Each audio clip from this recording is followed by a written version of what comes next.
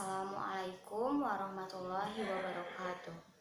Langkung ti payun urang panjatkeun puji sinareng syukur ka Ilahi Robbi nu mana kalayan hidayah sareng inayahna. Urang sadaya tiasa kempel dina ieu tempat kalawan dina kaayaan sehat walafiat. Para wargi nu kusim kuring pika hormat, dina ieu waktos abdi bade nerangkeun sakumaha pentingna hirup sehat kanggo urang sadaya. Janten urang sadaya kedah atawa wajib ngajaga lingkungan sareng awak nyalira. Pikeun urang sadaya tiasa ngajaga tina sagala panyakit.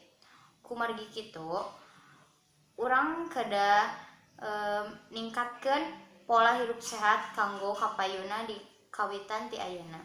Nah, salah sahiji hadis diterangkeun, inadofatu minal iman, anu artosna kebersihan sebagian dari iman.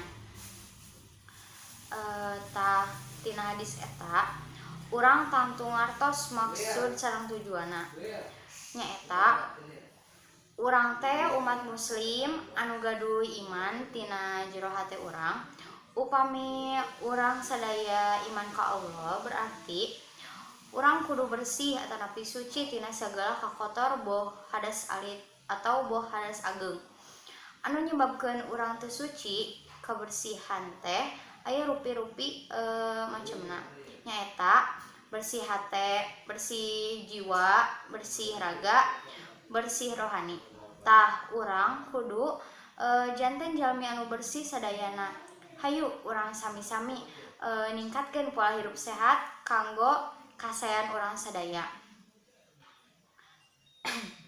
Sangkan tiasa leuwih getol tina ibadah ka Allah nu maha welas tur maha asih. Para wargi anu mulia, cekap sakitu abdi nyanggakeun pihatur pamungkas pisanggem bilih aya basa anu kirang euteup saeureurna atanapi kecap anu kirang merenah. Larapna mugi dihapunten. Wassalamualaikum warahmatullahi wabarakatuh.